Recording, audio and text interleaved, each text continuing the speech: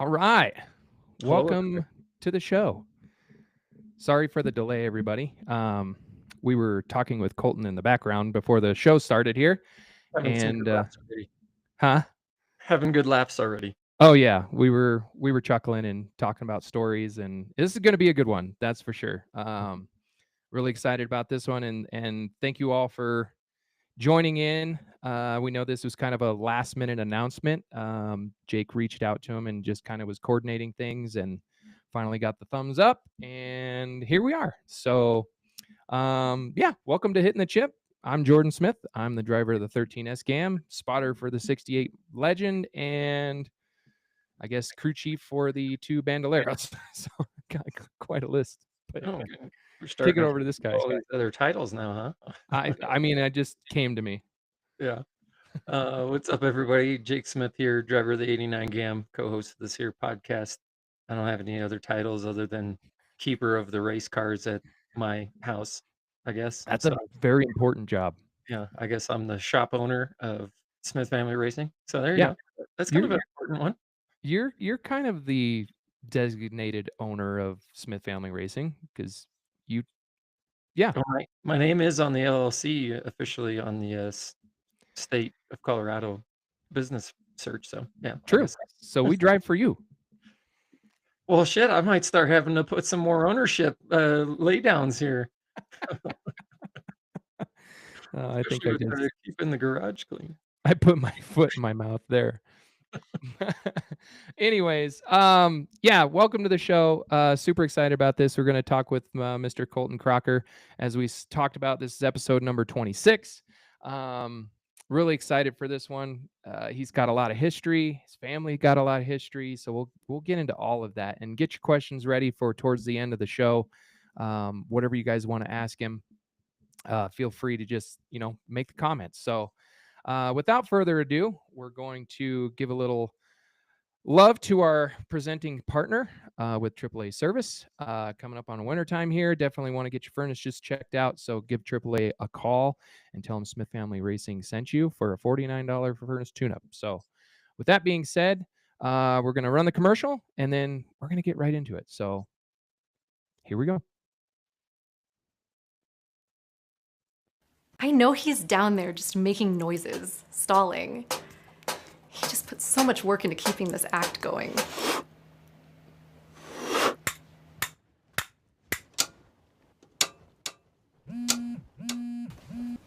Hey. Yeah, Mandy's still home. Her friend's gonna pick her up like any moment. Can you do like a loop around the block or something? Perfect. Okay. Yes. All right. Thanks. See you soon.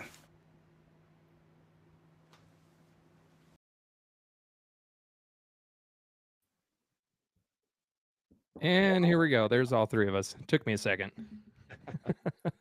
Welcome to the show, bud. What's happening? Living that dream. It's a Tuesday night in the middle of October, getting things ready to go, having some fun. But thanks for coming on. We really appreciate it. We're kind of doing this round robin thing of talking with the championship drivers from CNS this season, and we definitely are appreciative for you to come on and talk some racing for about an hour or so. So thank you. Absolutely, yeah. Okay. Super happy to be here. Thanks for joining me or having me join on.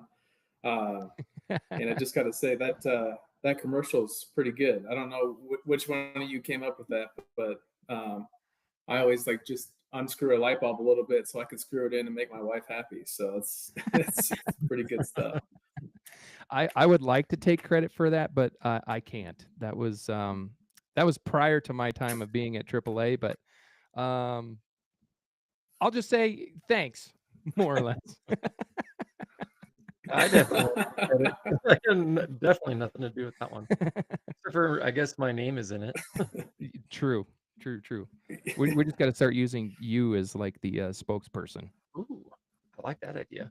Oh God, we could have some real big fun with that. But anyways, okay. So as we do with a lot of people, some people watching might not know exactly who you are. We kind of just want to talk a little bit more about like who you are, where you come from, your history, your family, stuff like that, how you got into racing. start from kind of the beginning and give people a little bit of background about you and your career. Yeah, absolutely. So Colton Crocker, drive the 78C Legend, but I think my racing started in probably when I was about 13. Started in go-karts, kind of went through a little bit of progressing learning, worked our way up to a tag cart, and then at the time they were called leopards, the leopard motors, that's what they were calling them. But yeah, got into that, and then that was probably about 14ish, 15, and then at that time we couldn't afford to race, so sold everything off, and fast forward, man, it was probably I think I was 21 or just turned 20 when I picked up a Legend car. So at the time, my sisters, Gracie was in a Bandolero for a hot minute, and I was like, I want to get back into Legends or just racing in general. So I bought my first car from Wayne Barlock. That family, super good family. They helped me, get my feet under me and kind of learn the car a little bit, because at that time I was like, I have no idea what's going on. My dad was taking care of the Bandoleros, so I was on my own trying to figure it out. So they helped me, get my feet wet. They took me to nationals my first year I was racing. Oh shit. Well, let me back up a little bit. I got my first Legend car, and we were testing in Pueblo the weekend before the first race at Cheyenne, Wyoming. We were testing, and you got to spin out first. You got to know where that edge is at. So got that under our belt. Just didn't put it in the wall. We did tap it, but fast forward to that following weekend in Cheyenne, first main event. I freaking flipped that thing. I just climbed somebody's right rear, went straight into the fence. So that was my first race in a Legend car, and did not work out for me. So, of course, Wayne was pissed. Yeah, if any of you met Wayne Barlock, he has some words for you if he doesn't agree with what you're doing. But anyways. That year they took me to nationals. We didn't do too bad, but definitely a rookie. Made some rookie moves, and when my dad moved to North Carolina about 5-ish years ago, so that would be like my second, or halfway of my second year into Legends. So kind of worked my way up, working. As I was working my way up, just struggling. Legend cars, if anybody out there is watching that's driving Legend cars, they know how hard they are to drive and how hard it is to be fast. So especially keeping up at the time, it was, Ryan Jones, Eggleston, Clegg, Medina, some heavy hitters for sure. So I was happy to be winning the B main, let alone at that time they were transferring the top 3. Right. So I was super stoked to start an A main in the back. So, but as it moves forward, just work my way up, and just kind of picked little pieces up from talking to people. I'm sure both of you understand, you could talk with somebody and, just put a scenario in their head, and little do they know you're trying to pick up on the little pieces of information. Yep. But I just, kind of just kept working at it. And,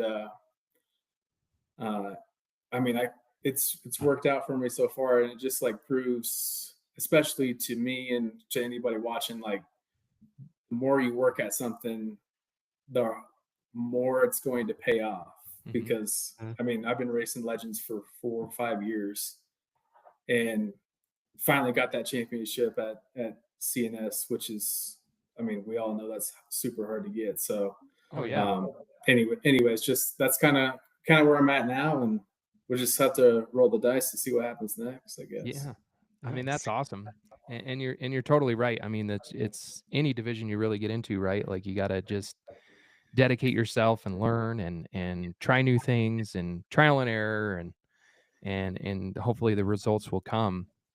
I know that for a while there you were kind of like running some part of the schedule, and then like this year you really kind of dedicated yourself and ran the full thing. Talk about a little bit about some of the parts of your family that are racing and how close you guys are and bouncing ideas off each other and using kind of them as resources. Yeah. So I think as I was talking, as my dad started handling the bandoleros for my little sisters, I was working by myself. Or I mean, there was good people around for sure. And I remember one night we were in the shop and I got the scale set up, and I thought I got different setup now, but I got the 4 corner scales, but they're on platforms where you can adjust them to get your level, right? Right. And I had this thing so fucked up. So like the right front was like all the way down, and like I'm on the scales and I'm like, ooh, what the cross number is like fucking 40%. I don't understand what's going on. And my dad hears me like just cussing the world away in the other side of the shop, and he's like, what are you doing? And I was like, dude, like I can't get these numbers. My ride heights are like somewhat close, but not really. And the cross numbers, like, we're out to lunch. And he's like, well, are the scales leveled? And he's like, no.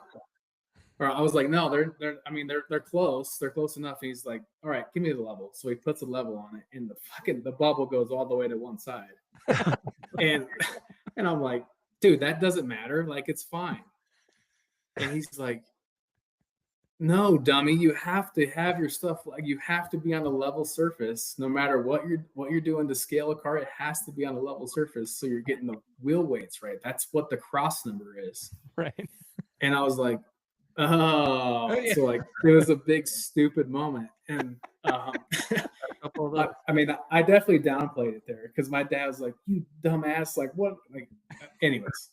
But that's just like one thing that's I've learned and picked up all along the way. It's super cool to have like family in racing, because like my little sister's now racing in North Carolina. She raced at Hickory. She's ran what they call the Big 12 out there. So she's racing the limited late models. Okay. And she's like hardcore into it. Like whenever we're at home, she's like watching something different on whatever, the flow racing, watching them in Florence, whatever you name it, she's watching it. So as like this season started, we tried to pick up a few more races with the Super, and we're like going over like setup notes, and she's like, this is so out of my wheelhouse. Like our stuff is way different. Because they run truck arms in the rear, and like we run completely different stuff on the Supers. So, I mean, in that aspect, it was different, but it was still cool to have like that camaraderie, because it still always comes down to like before race days. Like she takes care of the majority of our social media on Crocker Motorsports, and it's just cool that she has like such a passion, and that's like one of the biggest things that are coolest things, especially as a bigger brother, because we're 11 years apart. McKenna's 10 years apart, and it's just super cool to watch that, and especially like this upcoming generation. Like I think we were chatting a little bit before, Wyatt. I love, like I keep telling, I feel like I had this interview on the front stretch. Every time I've won, I think I mentioned Wyatt. I'm like, why do I keep mentioning Wyatt? But it's just like he's got the drive, and it's just, I think the inner dad's coming out of me. Yep. I know I got the dad bod, but the dad is coming out of me, Me and you both, bro. Me and you both. But yeah, like that's just, it's super cool. And yeah, it's super cool to watch the motivation of all these little kids coming up. So Yeah, that's good. Now you mentioned the Super. So I know you've been racing that a couple years. So how did that one come about? Where'd you get it, and what's kind of the future for the Super for you? yeah, that's a good question because it kind of goes way back. So um, we first got the car from Rick Runkle. So Rick Runkle sold it to my dad, and my uncle bought it at the same time. So they were co-owners of it. And that was, man, I want to say it was 22, maybe 23, but I kind of suck with math in general. So anyways, let's call it 22. So we got that thing, and my dad, he's worked at Burt Chevrolet he worked at Burt Chevrolet for 15, 20 years as a body guy, ended up being a painter. So he's painting this thing, and I'm like, you think I could race that thing, Dad? And he's like, well, if I don't fit in it, you can try it. So funny story there. I'll side tangent. So we got this thing on the ground and getting ready to roll it up on the scales, and I'm like, dude, just get in the thing and just see if you actually fit. And he's like, okay. So for some reason on I got a 19 Sidewinder, but the door opening is like super tight.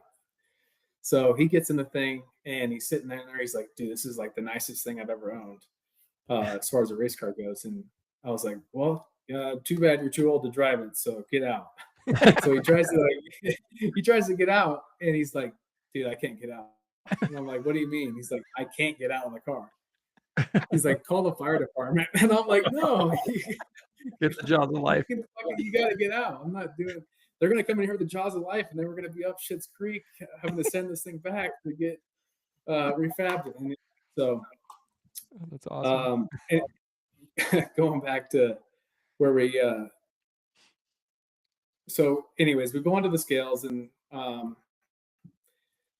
we're up for the upcoming race, and I was like, dude, are you sure like I'm good to drive this thing? And this is like on a Wednesday, and we had open practice on Friday. So he's like, I don't know, just get in there on Friday and just see what you can do. So get in the thing, and I mean, I maybe had 1, maybe 2 years of legend car experience at that point. Mm-hmm. And I get in it on Friday and, turn some laps, whatever. And Jace Hansen was with us at the time. And my dad's like, Jace, get in there and see if things are right. Because right before I came off, I was like, dude, this thing's tight. It won't turn. Like, I'm like all the way crossed up. Like, it's not turning. And so my dad's like, Jace, get in it, because I don't believe him. So Jace gets in it, and he's like, yeah, that thing's it's like a 10 tight. So anyways, on Saturday, we ended up, my first start in the Super.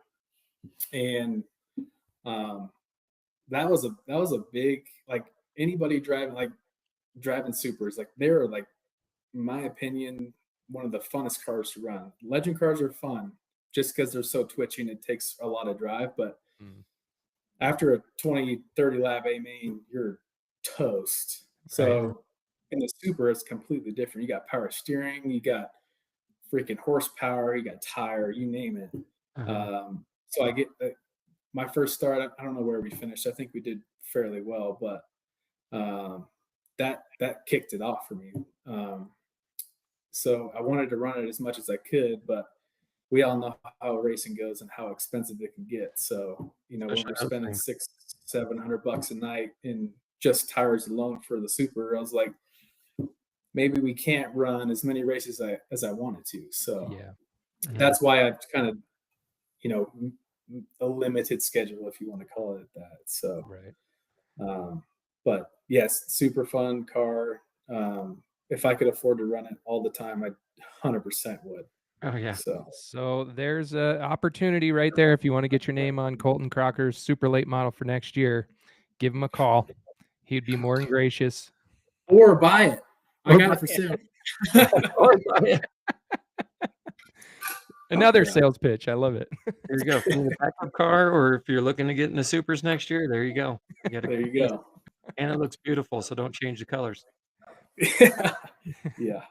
Yeah, that thing is slick looking, and like all of your guys' paint schemes. And I know your old man, like you mentioned, is a painter, but I mean, there's something to just like that complete color scheme that you guys have come up with, and even how you guys rotate it between not only between you and your siblings, but even like when your dad and whatnot was racing, and I mean, just beautiful, absolutely beautiful cars. Yeah. The philosophy in the Crocker family is if we're slow, at least we look good doing it. So. Yeah, that's. I try to have that same philosophy, but ours don't quite look as good as what those things do. If you want to go fast, you got to look fast. Gotta look fast. Except if you tear a fender off any of these cars, it's like, dude, do we have any wrap that will cover that? Because I don't want to paint it, Yeah, absolutely. So. Yeah, we I have like a big roll of just pink for my car and my daughter's car, and luckily we kind of simplified Jake's and my other daughter's this year. It was like, we're just gonna go with straight black, and then we can just say it with Krylon if we need to. Yeah. Or at least black sheet metal is easy to come by. Yeah, exactly. For sure. Well, awesome. So I know we were kind of chit-chatting about your kind of plan, and I don't know if you want to kind of touch on that or not, but you're free to kind of touch on that a little bit if you would like to. Yeah, so as for next year, I'll be moving to North Carolina here in December. So I I got on the front stretch when I won the championship. There, my interview there was a little misleading. I said next year, and I'm sorry I misled all you fans, but we'll be moving to North Carolina. So definitely stay in touch on social media, and we'll keep pumping out as much content as we can, because it's not going to stop. As much as I got 2 kids, so I guess we got to get settled a little bit out there, and then we'll try to pick it back up. But definitely, my sisters they'll be racing at some point next year, and definitely keep watching them. So what are kind of some racetracks that you kind of have circled as like a bucket list out there so far? Yes. Well, I'd have to say Hickory. I've turned some laps at Hickory. I wouldn't say a race, but if anybody's been to Hickory, at least on iRacing, when you're going over those bumps, they're legit. But Hickory would be one, Tri-County, and Florence. And a lot of the racetracks out there have inner walls. So like at CNS, no inner walls. You got a lot of room to catch yourself. Mm-hmm. So that'll be different. But yeah, definitely those two racetracks for sure. And then I'm it's like racing mecca out there, so I'm sure we can find some more. Oh yeah, seems like every weekend, Friday night, Saturday night, you can go out and go get yourself in trouble, more or less. Yeah, for sure. And what a way to grow up your kids. You know what? It's a Tuesday night. I think there's a track just 5 miles down the road. Let's go check it out. Yeah. That is the best part. Like you could just pick a direction and run literally straight into a racetrack there. Yeah. One of the things, so we've been visiting a bunch since my dad lives out there, but we've been to Millbridge on a few of their like Wednesday night shows, or even whenever they're racing, we try to make it out there. And those things like micro sprints out there, they get it out there. Yeah. So I thought about getting into one of those, but we'll just have to see. My wife keeps telling me like, I want to get our son into dirt. The outlaw carts is what they got out there. So maybe we'll get into that. I don't know. Time will tell. Time will tell. Yeah. Those are huge out there. We did those for a hot minute, and we always watched videos and stuff like that from tracks back there. And damn, it's competitive. Yeah, and sometimes like I don't know, we'll have to like tame ourselves because we'll be trying to compete with some money out there. Mhm. Like you have KKM show up, or like in some of these big Toyota teams, and just like I want the underdog. The underdog needs to win these races, you know. So like, Oh, let's make it happen. oh yeah. And I mean, shoot, they go through a new set of tires every night. Like we bought some tires from a guy years ago, and it had like one race on them. He's like, yeah, there's like 30 laps on these, but we can't use them. We're like, you can't use them? What do you mean you can't use them? He's like, if you don't put new tires on it every night, you're gonna go slow. Like, oh, okay, well, we only paid like a third of the price you paid, so if you want to send us as many tires as you got, we'll take those off your hands. Yeah. We ran like a whole season on a set of used tires. Yep. Damn. It's like, fuck, they were already See, prepped that's and what I'm talking everything. It's about. like perfect. But well, that's awesome, man. I mean, super happy for you. I know that's a huge transition as far as, you know, for you and your family, and kind of like what we were talking about. And you know, but going back there and being able to be around it more, especially if your kids are wanting to get into it. I mean, that's probably the best setup you could possibly have, and start them off, and I mean, get them going in the right direction, and then being more around your family and everything like that. I mean, so is that shop pretty darn big? Can it house all these cars, or? My pops has got he's got an airplane hangar, so Oh shit. Okay. it's when I say that, I know you go to like fucking 100,000 square foot. It's not it's not that big, but he's got enough room, but he's got his own cars. So I don't know. We're gonna have to see, because my 2-year-old carries around wrenches and just like starts touching things, and Oh, yeah. he's got nice, you know, restored collector cars in there. So I don't know if I want my son just like, yeah, we're just waiting for that to happen. So Child I locks don't on the know. door. What's that movie, Wayne's World, where Garth like gets the air gun and he puts that stripe down that car? Oh yeah, I could. That would be funny. What are you doing? Yeah, it could go bad fast, because real quick. So he loves hanging out in the shop. So there's actually quite a few stories, but one night we're out there like just, you know, getting ready for the upcoming weekend, and I find him underneath the car. He's got a wrench in his hand, just like looking like he's doing something, and it's on the pan of the car, so there's no bolts, no nothing, but he's got a wrench just acting like he's doing something. I'm like, dude, at least like go up to a bolt and just like look like you're tightening it. But he's under there and he's like, God damn it, oh shit. And I was like, whoa, no, you can't say that. So it's like, that's what we do say underneath those race cars, is all the bad words that little kids, the little sponges, can't say. So Yeah. I got my hands full. Let's just say that. Oh yeah, it definitely, when they get older too, and they start really more understanding, like my two kids, and Yeah. We have a rule. If you say it in here, it doesn't leave this garage. That's right. Yeah, And don't tell don't use mom. it just once. That's it. But it doesn't leave this garage.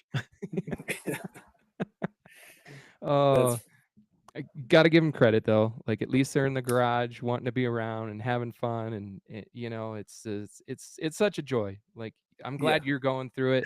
It's only gonna get better. You know, they get to this point where they're 11, and that's all they talk about. Like, it's really funny. Quick story. So I had parent teacher conferences for my kids last week, and talking to every one of their teachers, they all said the same thing. They were like, do your daughters really drive race cars? I was like, yeah. They were like, that's literally all they talk about. Like, all day long with their friends, everything. That's all they talk about is race cars. And I'm like, That's funny. Yes. Yes. Yeah. I was like, Keep I out of have trouble. corrupted them.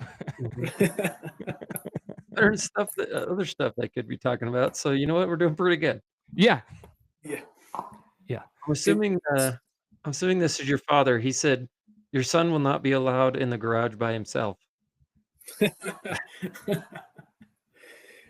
Say, Grandpa, you got to watch him then. That's on you. Shit, if it was my dad, he'd be teaching him how to light shit on fire. Watch this. Oh, he'll have him in the seat. Like, yo, can you reach? Do you want to drive this thing in a 2-year sport? Oh, that's awesome. Yeah. Go ahead. Sorry.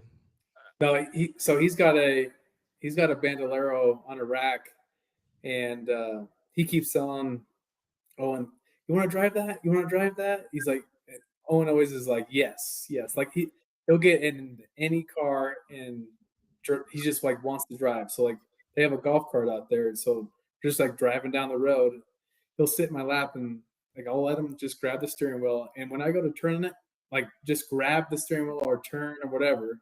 He's like, "No, Dad, get out of here." So, Grandpa, you got your hands full. That's funny. You have to build a booster seat and some pedal extenders for the golf cart. Yeah, exactly. They'll be building jumps in the backyard and then taking it off and launching that shocks sucker. on that thing. Kicking it, coming off of there. What's the matter? This damn cart's too slow. Yeah, he sends me videos like, so there's like this there's a video out there, you know, the yellow and red little Tykes cars. Oh yeah, little plastic. Yep. So there's a video of this kid. He's probably 3-5 years old.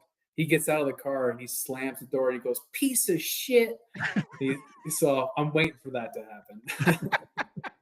It's a pedal cart. This thing's so slow. Well, yeah. We'll go with that. It's not you, it's the car. Fucking Flintstone knockoff. Dad, I need a new car. Get rid of this thing. That's awesome. So when you move to North Carolina, what will you be doing out there for work? So I'm a project manager for a mechanical contractor now. So I'll be doing the same thing out there. So oh, nice. I like to say just a stupid PM, but just doing mechanical work. So gotcha. Right on. Yeah, a lot of babysit work too. Yeah, for sure. Yeah, I like to. So I started on with the company, I don't know, about 5 years ago now. But like I was 25 and I was like, why would somebody give millions of dollars to a kid and try to manage a company or manage a job site? Because it's like, what are we doing? But like as I've grown up, like it's been good to me. So I'll continue that out there, and we'll just keep building America. So nice. Oh heck yeah, I like that. I need to put that on a T-shirt. Yeah, that's right. I won't steal it. I'll give you rights. Way. So looking, as your career as a whole, and these are kind of some of the questions that we love to have a little fun with. But looking back, who has been some of your rivalries wise? Like, who do you really look forward to racing, and you can kind of bump elbows with, so to speak? Yeah. So, man, there's quite a few, but Clegg and Eggleston for sure. Every time, this year Eggleston's been out there. That he's so damn hard to beat. Same with Clegg, but as of recent, Eggleston is super hard to beat. And I look up to him for sure. Not only like on the racetrack, but as a dad too, because I know he's got 2 young ones. But he's super hard to beat, and anytime I can just follow him I'm not only learning, but anytime I could try to get to his bumper to pass him is super huge. Yeah. I know Medina and I had a small falling out this year, so he's another good one.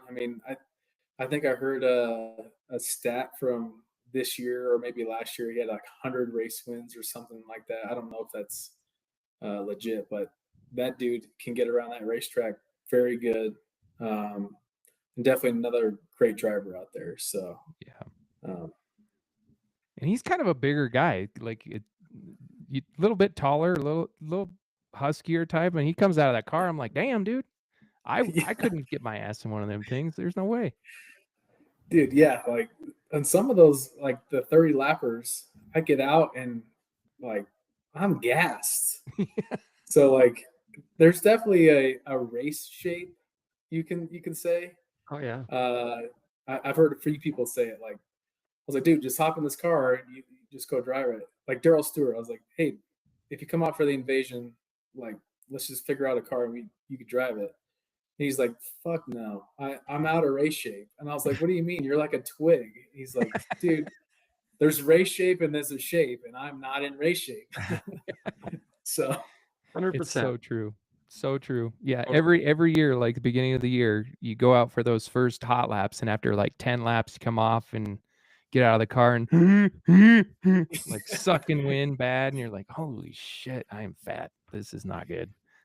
yeah, Shoot, 100%. when the SRL came into town last year, and we're used to 30 lap mains, and then all of a sudden we throw in a 75 lapper, and I was like, oh my god, I am just dead tired. Like, and we have power steering and horsepower, but it's like I've never done anything over 40, let alone 75. And it's like, holy shit, I couldn't even muster up the strength to, when we put the car in a trailer, to just steer the thing into the goddamn trailer. I do have to say, like every time I drive home, it's like I'm gassed still. Mhm. So especially when we did that, I did double duty this year with the Legend and the Super. Oh, I remember And that. I think that was one night that was like a 30 lap or maybe 25 lap main in the Legend. And dude, my tongue was hanging out the window after that main. And I was like, literally like halfway through, I think I was chasing Eggleston at the time. And I was like, dude, how the fuck am I going to do this? Like, I got to get another race car. Thinking that while we're driving, like, I got to keep going, but I got to get in the Super. Thankfully, the Super's easier to drive, but Right. yeah, gas still. Oh yeah. Did you do the 3-day show this year when the Cars Tour came into town? Yeah, yeah. How was that's that where for you? that's where the first and second day were rough. Like I mentioned, I got two kids at home, so we're still up 2 to 3 times a night. So the first night, definitely tired. Second night, tired. But for some reason, on the third night, I kind of got my wind back, and it was better.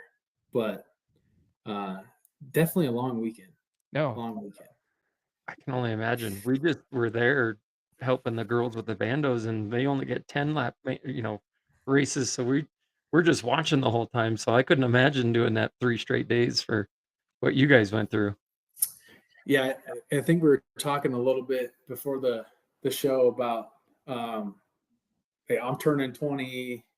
Well, I'm 29 now, so I'm turning 30 next year, and we get out in the winter circle, and there's a kid that's like not even 5 foot, and I'm like, what am I doing? Why am I racing against 12-year-olds still? Like, I got to do something. I can move up. So maybe the late models is where I need to be.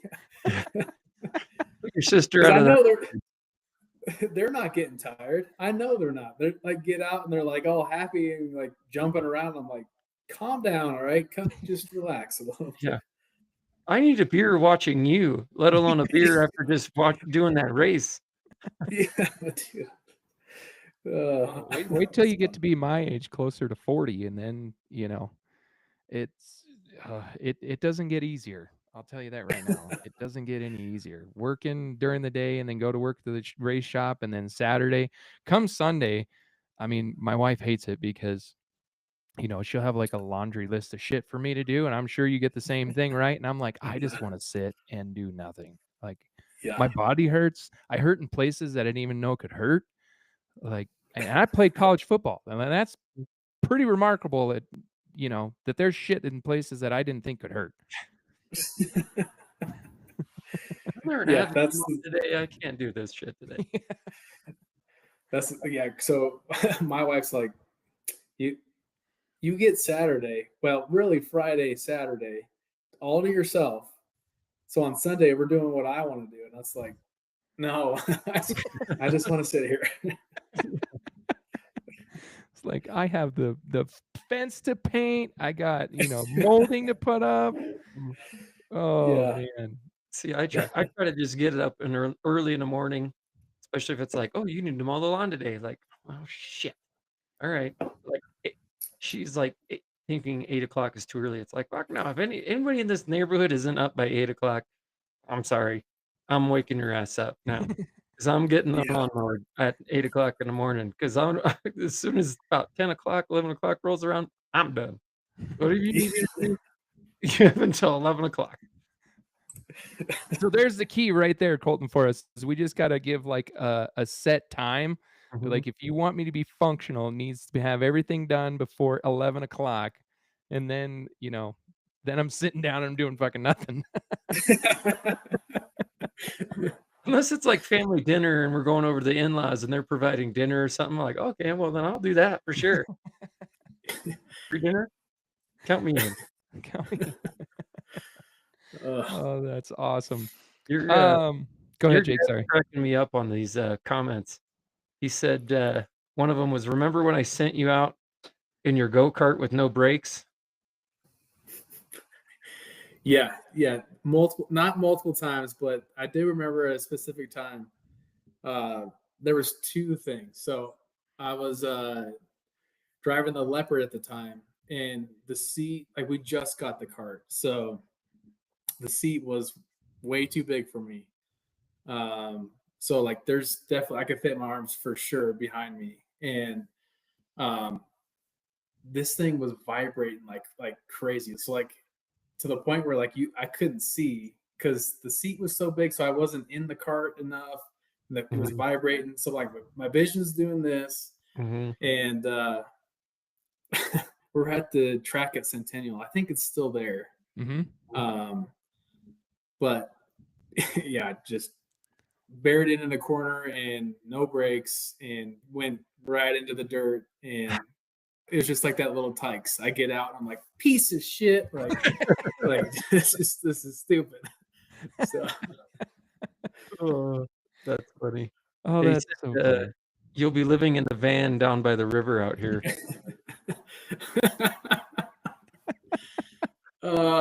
Yeah. If anybody knows my dad, he's pretty good at the Chris Farley impressions. So anytime he gets anytime he gets an opportunity to put the Chris Farley in there, he go like, "No yelling on the bus." He'll always say that. Does he do the "you're not gonna amount to jack" squat? Lot do you freaking die? So I used to work for a graphics company, AFM Graphics. Good family friends, but he made stickers with Chris Farley on it from that SNL skit that says "Lottie freaking die" on it, and we have them. We put some of them on the race cars. So like, if you get close to the car, the legend car I'm driving now, it's got Callahan Auto on it. Like, there's just a bunch of like inside jokes. So if you pay attention enough, like, that's just like the family tradition is like, Oh my he God. is Chris Farley to a T. So That is awesome. That is amazing. Is awesome. I gotta go. Now I gotta see it up like close and personal. I'm like interested to see all these different like inside jokes all over that thing. Yeah. Richard, were you watching Spanked Revision? I never asked you, who's your favorite Little Rascal? Was it Alfalfa or was it Spanky? He's pretty good at it. Oh, that's awesome. See, now you got to start doing like a TikTok account just based off of him doing like all these like, impressions of him. Dude, that is such a genius idea. Because I mean, I wish he was on the pod with us because he's got a really good story. So he used to work for Furniture Row Racing, and they were getting on the jet to fly to, I think it was Daytona at the time, but everybody gets on the plane, and Colton, the crew chief at the time, was like, "All right, Darren, we're not the plane won't take off until you give us a good Chris Farley impression." So like I can't remember exactly what he said, but it was along the lines of like, "No yelling on the bus." But you should hear him say it. It's hilarious. I'll be waiting for that TikTok account now. I'm gonna be your first follower. Just kind of do like the dad jokes and drop shots, but Chris Farley with drop shots, and there you go. Do a quote for Chris Farley and just do a freaking shot. Yeah. We'll have to get McKenna or Gracie to run that account, because Lord knows I can't do it. For some reason, I'm just too out of touch with it. So. Oh, okay. Go ahead, Jake. Row, you worked there. What's that? He said, "Tell us about Furniture Row when you worked there." Yeah, so I started there.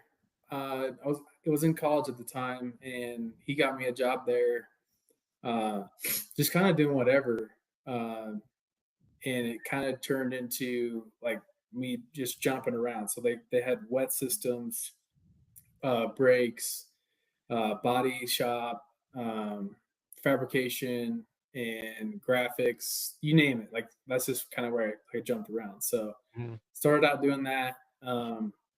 Loved it, man. You talk about like camaraderie, and because you're working like those guys, like any of those cup drivers or cup guys are working sun up, sun down.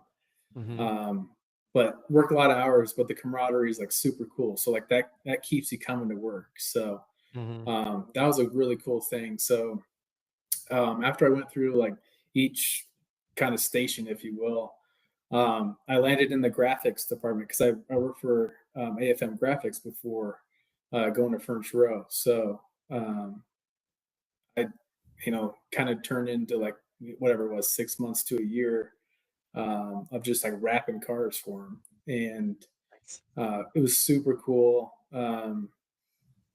Excuse me, I got to be at the shop, working for the shop for that championship year. So I was able to get a championship ring and all that kind of cool stuff. So badass. But a funny story from one of the shops. There's multiple, but we're working underneath the car, and we're doing teardown, or maybe it was assembly, whatever it was. There was a bunch of dudes just like thrashing. We all know thrashing on a car to get it ready to go. So everybody's just like digging on the car to get it done. And I was underneath the car, and my dad was above in the engine bay, and he's like, "Hey honey, would you hand me that wrench?" And I'm like, "What the fuck did you just call me?" He's like, "Honey." I'm like, "Don't ever call me that at Furniture Row. Like, don't ever say that to me again." One, I'm a grown ass man, and two, there's a bunch of dudes standing around here. Like, what do you do? Don't do that to me. And so that was an ongoing joke. Like everyone would call me honey, or my little sisters called me Coco when I was little, because they couldn't, or when they were little, because they couldn't like, pronounce my name. So that was a ongoing nickname for me out there. So that's fun. That's funny. So trip down memory lane then, was Pete Rondo did he run the shop, the internal shop there? Yeah, he was the GM at the time. So we all worked for Pete, and now he's in he moved back to North Carolina, but I think he's working with Ray Everham still. So really? Okay. Yeah. You ever talk to any of those guys still, or? Oh, yeah. Every time, not every time, but definitely close contact with Pete. a bunch of those guys out there, like Andy Morgan, he works for 2311. But yeah, the relationships carried on outside of the doors, so it's pretty cool. That's awesome. Did you get to work with Gary Higgs much? I didn't. No. No. Okay. Yeah, he helps Kyle Ray now, and he had said he had kind of started working with Furniture Row right when they kind of started like the modified program, and then getting into the early days of the 1 or 2 years they did Xfinity, and then got into the Cup, and then can't remember what year he said that he had left Furniture Row, but it was he was on the team when Jerry Robertson had drove, and then Kenny Wallace was on it. Colton was still in diapers in those days, bro. Yeah, I know. I just don't remember when Gary Higgs stopped working there, so that's why I was like, "Did you ever work with Gary?" Because he worked there for quite a while. Pretty cool story about Furniture Row. So my pops was, Jerry and my dad are like super good friends. They go way back, like racing and all that kind of stuff. So when Barney started that whole program, they were, Barney submitted for a number because you have to like, I don't know the exact process, but I think you got to copyright a number and you basically own the number.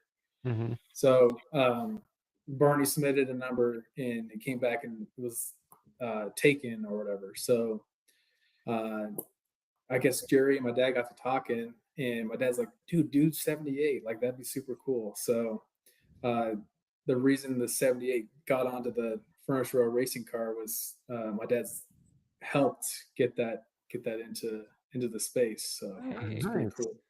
That's awesome. Cool. A lot of history. Well, obviously, and you run 78, and majority of your family does. So there you go. And the same font face for the number 2 and everything. Yeah, same. It's I think we're at 3 generations or 4 generations now, because my grandfather ran 78, dad, me, and the girls run it too. So yeah, probably 3 generations. So. Damn, that's awesome. Do you ever wear like Furniture Row 78 gear and be like, "Yep, this is me," and you are 78, so you like fly, like, "Yeah, this is me." Yeah. I'm the best, so I don't know what to say. Yeah. Well, so you're a Columbine alum like we are, and Jordan and I was fortunate to be a part of that 2002 state championship, and we had gotten our rings, and I don't know, we were going somewhere for a trip, and we were at, I don't remember what airport, I think it was DIA, and we had gotten there super early, so we were sitting and having lunch, and my dad orders a beer, and I always try to joke with waitresses to see if they'll actually catch on or not, and a lot of times I'll just like, I'll do a beer root, like a root beer. Yeah. Well, this lady wasn't catching on, and I was wearing my state championship ring, and then the logo for that state championship ring was like the Patriot head. It just, the colors weren't obviously the same. So she had saw that, and she was like, "Okay, we got Coors Light, we got Blue Moon, we got this." As I was about to say Coors Light, my dad's like, "He ain't old enough. They're like 16." She's like, "What?" He goes, "Yeah, don't give him a beer." I'm like, "Dad, shut up. Someone got a free beer. What are you talking about?" He's like, "I was famous." Yeah, come on. I was famous. Yeah. Yeah. So what's a tight end for those Patriots, man? What the fuck? That's awesome. Oh, that's good. Yeah, I actually, small story for me too about Pete Rondo. I actually met him when they lived out here in Parker. I was working for the John Deere dealership at the time, and he had come walking into the store, and one of the sales guys was, trying to sell him a tractor. His kid was graduating from high school, and he had to mow the lawn, and so he came walking in to buy a riding lawnmower tractor. And so he comes in, and the sales guy's talking to him, and just small talking. And then they start talking about racing, and I had all kinds of racing shit up in my office. They're like, "Hey, come over here and talk to this guy. He's like some, I don't know, racing guy or something like that." He had no idea who he was. And so I go over and sit down, and I'm like, "Hey, how you doing? Whatever." Introduce myself. "What's your name?" "Oh, Pete Rondo." And I was like, "Oh fuck." Like, "Oh shit." I was like, you're part of Furniture Row, but you were Dale Jr.'s crew chief at it. Oh yeah. Nice to meet you. We got to talking for like 2 hours, right? So he buys this lawnmower, and then I go to like hand deliver it to his house like the very next day. I was like, I'm gonna bring it over and I'm gonna give you this thing myself. So I come over, whatever, roll it out, and walk into his garage, and it's like the Taj Mahal of just like racing shit all over the place, right? Like he had stuff from junior days, he had stuff from Furniture Row days. He's like, hey, wait right here. I want to bring you something. I'm like, okay, cool. So he goes back in the house and he comes out and had a signed Truex shirt from like the championship, like the actual championship shirt. Gave me one of your guys' championship hats, and then gave me a replica of the car that he won the championship with, like the diecast car. It was all like the wheels were all torn up and everything. And I'm like, oh my God, I love you, man. Thank you so much. Like, Man, that Dale Jr. door sitting in your garage right yeah, there. no shit. But super humble, nice dude. You know what I mean? Like he was, you never would have in a million years ever would have thought, he had been on championship winning race teams before. I mean, just, super humble and everything. So, but yeah, it was my only time I ever got to meet Pete Rondo was selling him a fucking tractor. Yeah, he's you talk about like humble. Like every time, like we went out there probably about 2 years ago now. They got a car show at it's basically a big parking lot, and they just do a car show there. But Pete brings a lot of Ray Abraham's older stuff and just like shows it for him.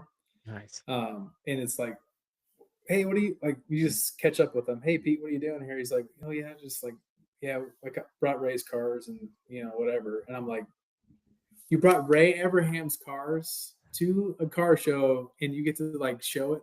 Like that is like the coolest thing. Oh yeah. Just to like be a part of. But yeah, he's a super cool guy for sure. That's awesome. Yeah. I'm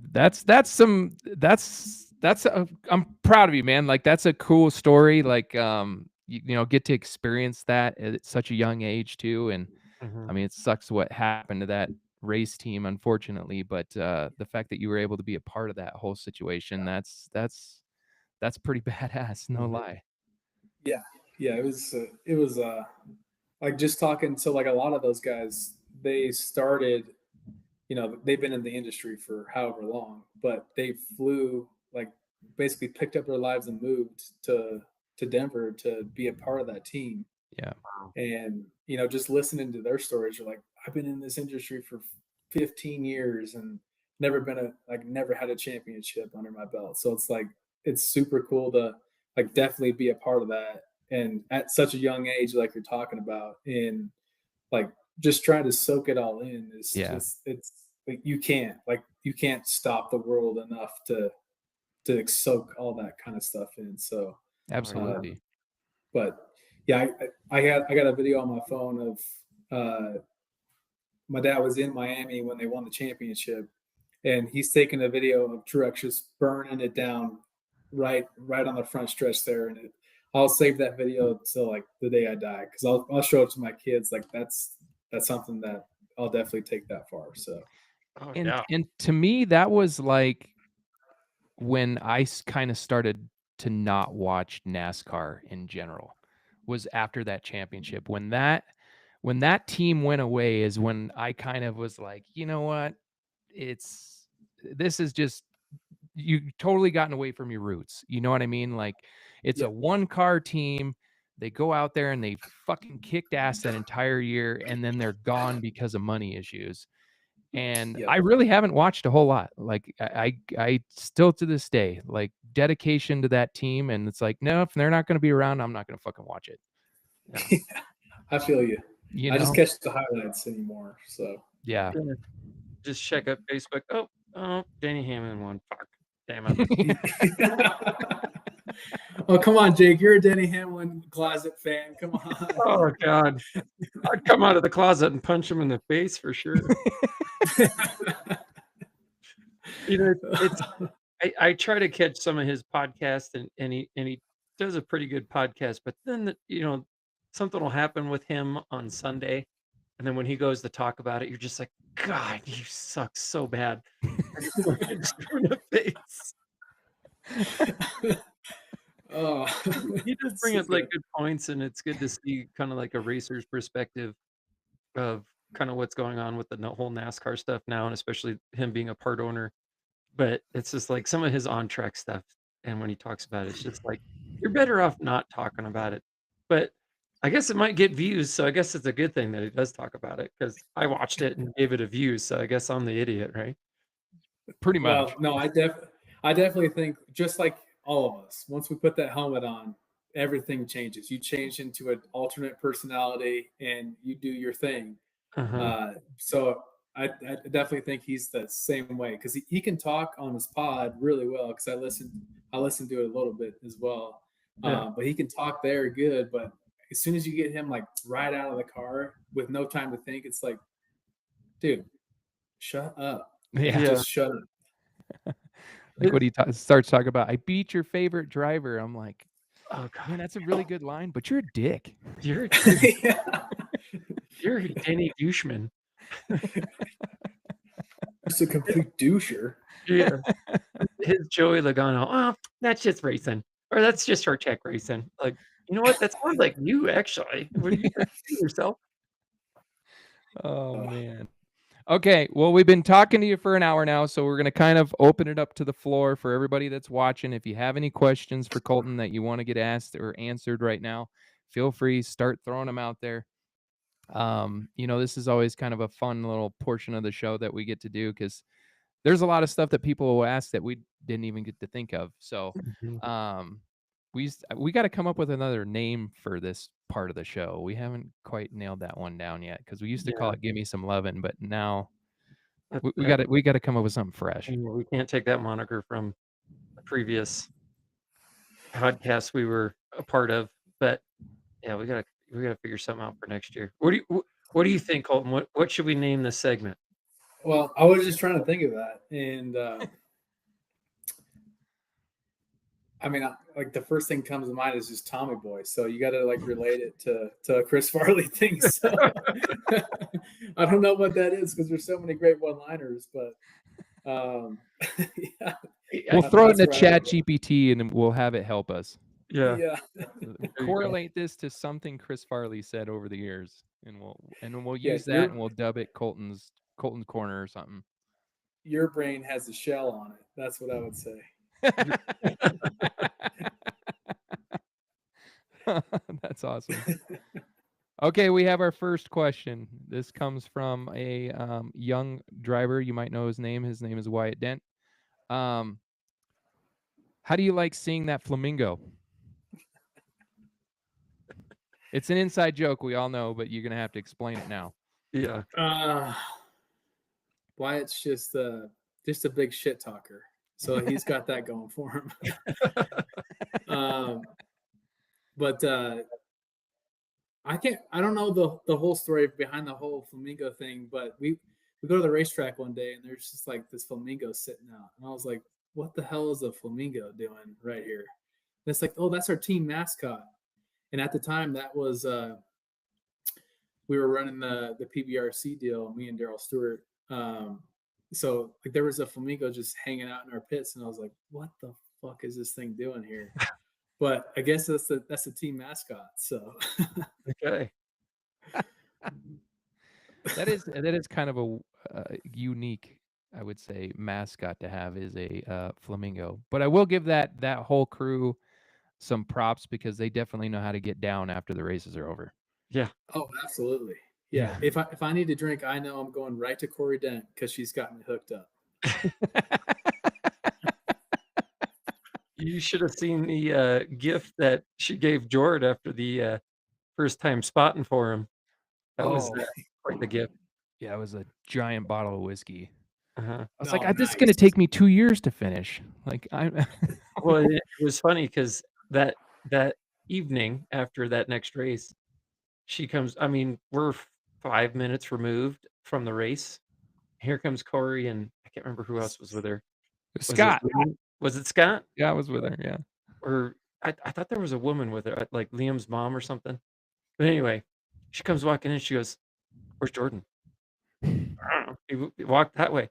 That motherfucker told me to meet me at your guys' pit so we can open at Pendleton. I'm like, oh yeah, he's got it in the truck. He doesn't even have it on ice. Oh yeah, that was pretty funny. Yeah, I got yelled there's at. there's a lot of good stories with the dents. Like they're so like when I first started racing, we did the circuit. So we did Cheyenne, Nebraska, CNS. Well, we were up in Nebraska, and then Nebraska boys, fellas, people know how to drink because they had some homemade moonshine up there. Oh yeah. And Lord have mercy, like I think it was a 2-day show, and let's just say that the second day was a rough day. Oh, The moonshine was pouring, and it's so good. Like it goes down so smooth, but it's like, 110%, 120% homemade, and it was a fun time, but the next day was tough. Oh yeah. oh yeah. What is the track owner's name there? I always forget. John Eulander.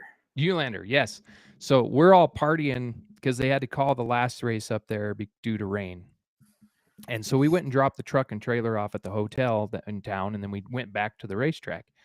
And by that time, pretty much the whole pits was empty except for the Dents, the Muellers, Ben Stanley and his family, and a couple other of us. And yeah, Eulander comes walking up with that jar, and he's like, "Here, take a pull." I didn't know what was in it, and then so I go gloom. I was like, "Holy shit!" Pour this in your generator? Yeah, what the? I didn't know I was going to be drinking unleaded. Yeah. Yeah. John Eulander, we've become good friends over the time because every time I go up there, like we got to a point where he just like come over and just like, you can't race like that. Like you don't touch your bumper, you can't race like that. So I was like, all right, Santa, whatever. Because it's got a white beard, white hair. So like from then on, like, his name is Santa. Great. I'll have to bring that up to him next year at some point and just see if he gets the reference. Yeah. That's funny. Okay, we have another question here from Lacey. What happens when you and Gracie are racing together in North Carolina and one of you takes each other out? Oh, well, Gracie's a very aggressive race car driver, and I feel like she would take me out. So it would definitely be some name calling for sure. And if I did it to her, she's a witty little girl, and I guess I should say women these days, but she's she's the biggest shit talker you'll ever come into contact with. Like I think we were talking a little bit before, but she just got into college, so she's got roommates, and some of the stories, I'm like, you said what to them? It's hilarious. So definitely some name calling. I think it would stop there, but yeah. So she's the type that would spin you out and then give you the one finger out the window as she goes by? Oh, absolutely. Yeah, I hope she's watching because you know that you would do that. That's awesome. That Thanksgiving would be awkward. Yeah. It'd be like, who's fixing whose race car? Because I'm not working on yours, so you're working on mine. Oh, that's awesome. That's okay. We got another one. Okay, this comes from Brady. Does your dad still paint helmets? He painted one of mine back way back and still have it stored away. Yeah, he does still paint helmets. But I do have to caution because he just painted my sister's and my helmet this year. Hell of a job. Like we got to talking with I can't remember who it was, but I want to say it was Jace Hansen.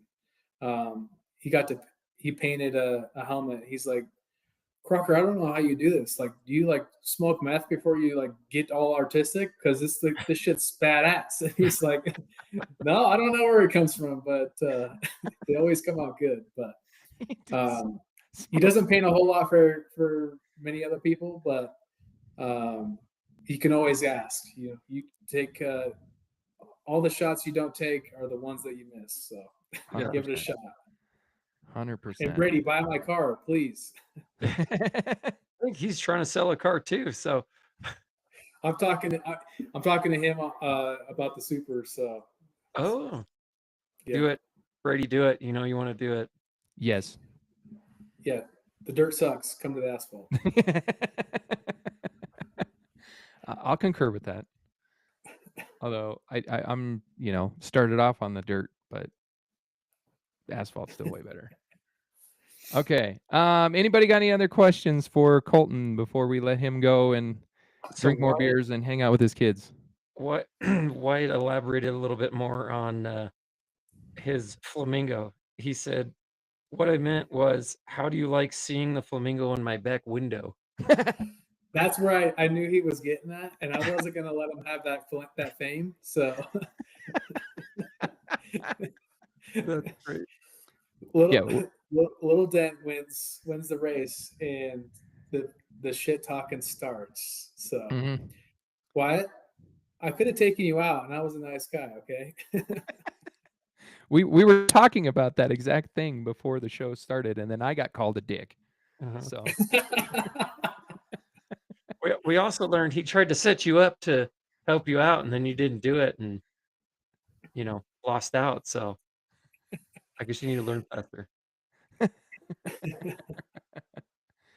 Oh, let's see here. I think that's. Did I miss any, Jake? Can you see any comments that I missed? Is there anything? Not really. Just some comments. Just good people comments. talking. Of course, yeah, people talking. Oh, well, man. This has been really fun. Definitely getting a chance to know you, and like we've known about you, and kind of in passing had some, hey, how you doings? But it's always fun to get people on here and kind of learn a little bit more about them, their personal life in a way, and in their history. And so we're super thankful and appreciative that you decided to agree to do this, because we learned more about you. Didn't know you had been a part of Furniture Row Racing, and I'm sure there's a lot of people that might not have known that either. And so hopefully this was enjoyable for yourself as well as it much was for us. Yeah, absolutely. Yeah. Definitely would love to be would love to come back on. I've had a blast with both of you, and just can't wait to do it next time. So it'll be a little bit different scenery, but the internet connects us all. So have me on again. We'll have to have your old man come on and do some Chris Farley impressions, and have Gracie do some shit talking, and Sounds like a plan. Okay. Well, my friend Jake, do you want to? Well, I was just gonna say, usually before we let you go, if you want to thank anybody or do any sort of shout outs or anybody, we'll give you the floor one more time to kind of just give a last little shout out and thank yous.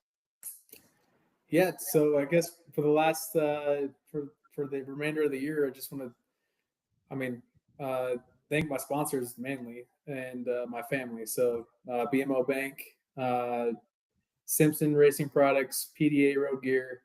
If anybody needs a killer sound system in their car, PDA Road Gear, they're down in Littleton, so hit them up. In my family, Dad, Lacey, McKenna, Gracie, my beautiful wife. She's actually taking care of the kids upstairs right now, so huge thanks to her. My mom and Tom. Just everybody that supports me.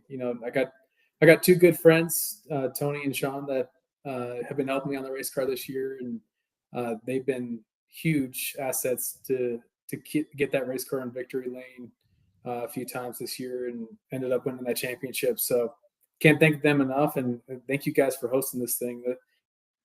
I think you guys are doing a really cool thing by letting us race car drivers get on and kind of share our stories and get out there a little bit. So I hope you guys keep doing it, and can't wait to be on here the next time.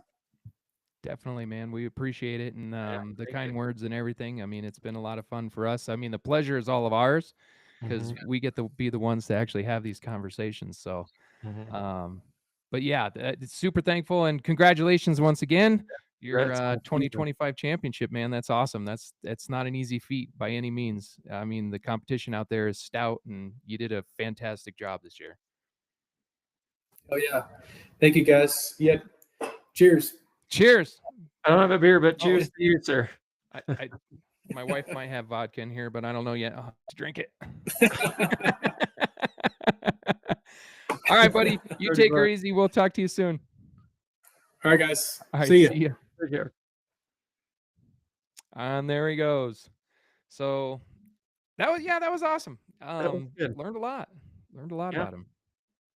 Yeah, I guess I know what to go talk to his dad with, and when we get to go see him, just gonna start throwing Chris Farley quotes at him. Maybe I'll give him my "You're not gonna amount to jack squat" T-shirt. Oh yeah, you've had that thing for forever. Yeah, I'll have to give that to him. That's so Like, funny. you're you truly, sir. You deserve this shirt. Dude, he had me cracking up when he started talking about that. I was dying. Like, Oh, we grew up with all of that, so the fact that mhm. um he was spot on with all those quotes, that was fantastic. Oh yeah. So um but anyways, that's kind of gonna be the close of our show. We're gonna just talk about a couple reminders. You got the open wheel showdown coming up in a couple weeks. So if you guys aren't going down there, be sure to log on to what is it, Speed Sport? What was Yes, it again? it was Speed Sport. Get the subscription. There's a lot of people going down there.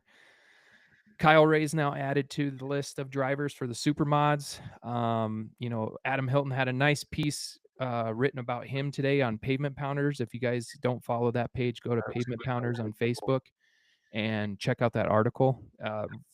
Very well done.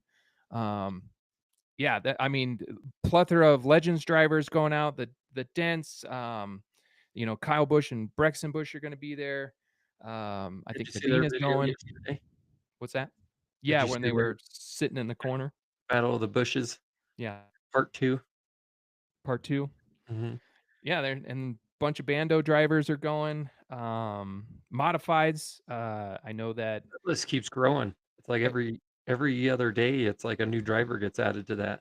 I think they were up to like 55 or 60 modifieds registered. I don't know if we found out there's a couple local drivers that aren't going to be able to make it out this year. But I mean, shoot, there's still going to be probably 50 plus that are going to show up. The Mhm. sprint cars, I mean, they already got 60 plus signed up for that. I think they were in the 70s. Probably. I don't know. I didn't get a chance to look at like the exact number, but Yeah, they threw an updated list this morning? this morning, yeah. Mhm, Shit, there's like 30 bandos. mhm. Yeah, it's gonna be a crazy show. We're super excited to go down there and check it out. It's gonna be a great time.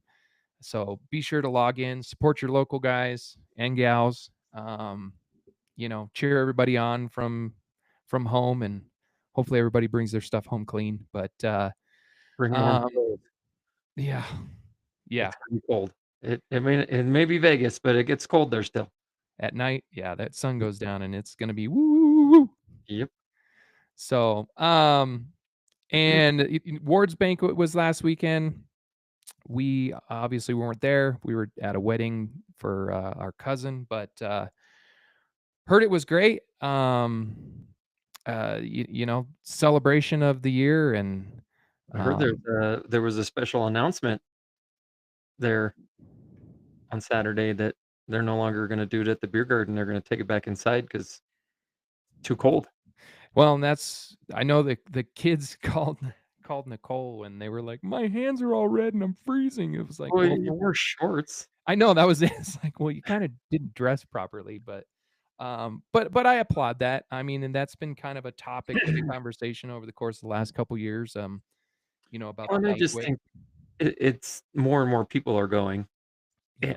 and there's only certain amount of space in that beer garden to comfortably, you know, hold everybody. So it's just a good idea. Plus, it just makes it feel more of an awards ceremony banquet, right?